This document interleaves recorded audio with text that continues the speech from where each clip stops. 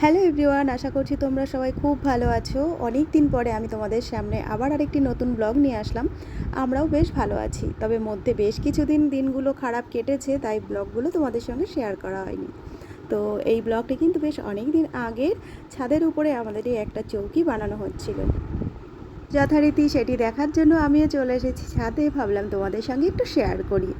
আমাদের ছাদের ওই কর্নারের দিকটা একটা কলপার আছে, ওখানে দেখো টিন দিয়ে একটু ঘেরা হয়েছিল।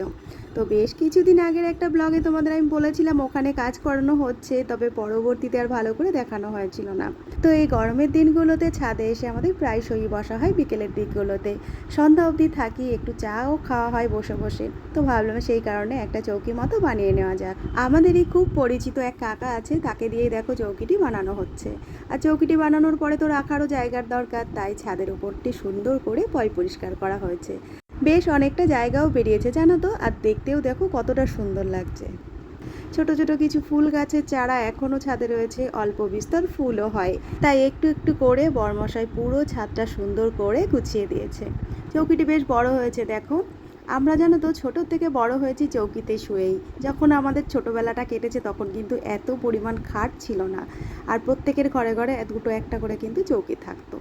টিনের ঘরটা মোটামুটি বেশ ভালোই হয়েছে, তবে পুরনো টিন তো দেখতে একটু কেমন লাগছে। কাজ চলার মতন এখন চলুক, পরবর্তীতে ভাবছি অন্যরকম কিছু যদি প্ল্যানিং করতে পারি পরবর্তীতে করে নেব। যদিও এই মুহূর্তে সেভাবে আমাদের কোনো কিছুই প্ল্যানিং ছিল না, হঠাৎই কোনো প্ল্যানিং ছাড়া এই জায়গাটা এইভাবে ঘিরে নেওয়া। ছাদের ওপরে বেশ কিছু জিনিসপত্র থাকে যেগুলো আমাদের সবসময় ঘরে রাখা সম্ভব হয় না, আর এগুলো যদি রোদে বৃষ্টিতে একভাবে পুড়তে থাকে বা জলে ভিজতে থাকে হয়তো তাড়াতাড়ি খারাপ হয়ে যেতে পারে। সেই জন্যই আর কি সংরক্ষণ করার জন্য ওইভাবে টেম্পোরারি করিয়ে নেওয়া। দুপুর গড়িয়ে সন্ধ্যা হয়ে গেছে, মেয়েকে নিয়ে চলে এসেছিলাম রেডি হয়ে ডাক্তার দেখাতে। ব্লগের শুরুতেই তো তোমাদের সঙ্গে শেয়ার করেছিলাম যে বেশ অনেকগুলো দিন ভালো যায়নি, আর তোমাদের মধ্যে আর কি ব্লগগুলো আনতে পারিনি। ছেলেপেলে যদি শরীরটা খারাপ থাকে সেই সময় ইচ্ছেও করে না ভিডিও করতে, কারণ ওদের নিয়েই তো আমাদের সব। এই মেয়ের পায়ের জন্য জানো তো অনেকগুলো দিন স্কুল করতে পারিনি, ঠিক মতো কোথাও যেতে পারিনি, হাঁটা চলাও ঠিক মতো করতে পারিনি।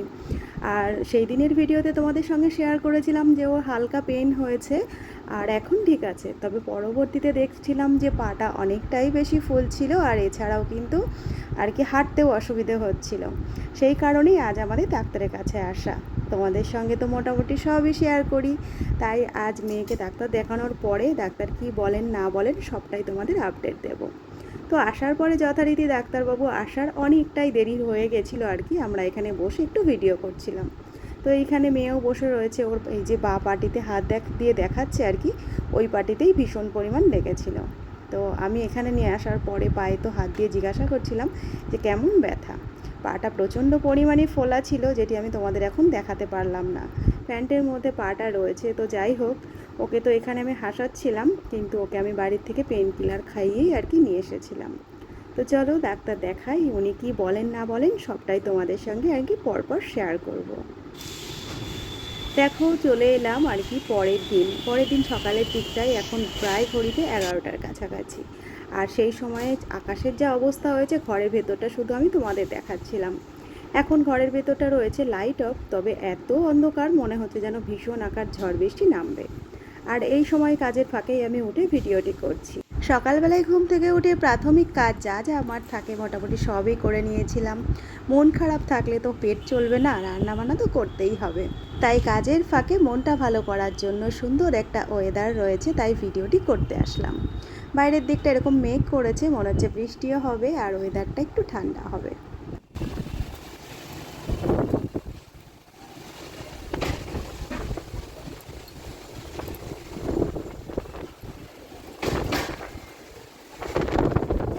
বাইরের দিকটা যে পরিমাণ মেঘ করেছে দেখে মনে হচ্ছে বৃষ্টি কিন্তু হবেই। আর বৃষ্টি হলে পরে আমার কিন্তু ভীষণ ভালো লাগে। অনেকেই হয়তো বৃষ্টি পছন্দ করে না, তবে আমার ছোটোবেলার থেকে ওয়েদারটা এরকম মেঘলা একটু বৃষ্টি হলে মনে হয় গরমের দিনটা বেশি ভালো লাগে। তো ঘরের ভেতরটা তো পুরোটাই অন্ধকার রয়েছে, তোমাদের যদিও একবার দেখিয়েছি, এবারে আর একবার চলো দেখাই। এখানে আমি সবজি কাটছিলাম লাইট জ্বালিয়েই, ভিডিওটা করছি বলে তাই ভাবলাম একটু লাইটটা অফ করে তোমাদের দেখাবো। তো দেখো লাইট জ্বালিয়ে নিয়েছি, এখানে আমি সবজিগুলো কেটে নিয়েছি। আজ রান্না হবে পনির আলু পটল দিয়ে, আর এছাড়াও দেখো নিরামিষ তরকারি আমি কেটে নিয়েছি। এরপরে দেখো আমি চলে এসেছি আবার পরের দিন। ওই যে তোমাদের বলছিলাম মেয়ের শরীরটা ভালো ছিল না, সেই জন্য কিন্তু ভিডিও করতেও খুব একটা মন চাচ্ছে না। জানি প্রত্যেক দিন ভিডিও করলে পরে ভিডিও করা হয়তো হয়, তবে ভয়েস দেওয়ার জন্য অনেক সময় ভিডিও ছাড়তে পারি না।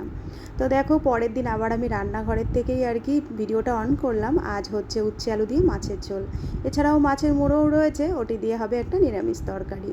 এবারে চলো, মেয়েকে তো সেদিন ডাক্তার দেখিয়ে এনেছিলাম, তোমাদের আর বলা হয়েছিল না ও কেমন আছে। সামনের থেকেই তোমরা দেখে নাও আর ওর মুখ থেকেই তোমরা শুনে নাও ও কেমন আছে। কেমন আছো? ঠিক আছো? ব্যথা আছে? ফোলাটা আছে। ঘরে আসার পরে মেয়েকে তোমরা দেখতেই পেলে আর ওর মুখ থেকে শুনতেও পেলে এখন অনেকটাই ভালো আছে। তোমাদের সঙ্গে তো প্রথমেই বললাম আমি 2-3 দিনের ব্লগ তোমাদের সঙ্গে শেয়ার করছি। যেদিন ডাক্তার দেখাতে গেছিলাম তার 3-4 দিন পরের এই ভিডিওটি। তো মেয়ের পায়ে বেল্ট দেওয়া রয়েছে, তোমরা তো দেখতেই পেলে। এছাড়াও এমআরআই করতে বলা হয়েছিল আর এক্সরেও করতে বলা হয়েছিল। কিছু মেডিসিনও চলছে, যার কারণে এখন যন্ত্রণাটা নেই, তবে হাঁটতে গেলে পায়ে কিন্তু এখনও ব্যথা লাগছে, আর তার কারণে কিন্তু স্কুলও বন্ধ রয়েছে। তো এই ছিল মেয়ের পায়ের অবস্থা, ভাবলাম তোমাদের সঙ্গে একটা ভিডিও শেয়ার করে দিই। তো এই ছিল আমার কাছে বেশ বড় একটা কারণ, যার কারণে বেশ অনেকগুলো দিন তোমাদের সঙ্গে ভিডিওগুলো শেয়ার করতে পারছি না। তো আমি যদিও এখন সেই আগের মতন ডেলি ব্লগগুলো দিতে পারি না যেমনটা রোজ দিতাম। বেশ কয়েকদিন পর পর একটা করে ভিডিও তো আসতো, কিন্তু কারণটা তো তোমাদের বলেই দিলাম। আজ আবার তোমাদের সঙ্গে শেয়ার করলাম অনেক দিন পরে আরেকটি ভিডিও, আর আপডেট দিয়ে দিলাম মেয়ে কেমন আছে। ইউটিউবের সঙ্গে যুক্ত আমি রয়েছি প্রায় অনেকগুলো দিন, যদিও সেভাবে কোনো সফলতা পাইনি। তবে একটা ভালোবাসা কাজ করে, একটা ভালো লাগা কাজ করে, ভিডিও না দিতে পারলে ভালো লাগে না। বলতে পারো একটা অভ্যেসেও পরিণত হয়ে গেছে। তাই আজকের এই ছোট্ট ভিডিওর মাধ্যম দিয়ে তোমাদের সঙ্গে অনেক দিন পর কথা হলো, অনেক কিছু শেয়ারও করতে পারলাম। ঘড়িতে এখন সময় হয়ে গেছে বেলা 10:30। রান্নাঘরে সামান্য কিছু কাজ, একটু রান্না বাকি আছে। চলো এগুলো কমপ্লিট করে নিই আর এখানে শেষ করি আজকের ব্লগটিও। সবাই খুব ভালো থেকো, খুব তাড়াতাড়ি দেখা হচ্ছে নতুন কোনো ব্লগের সঙ্গে।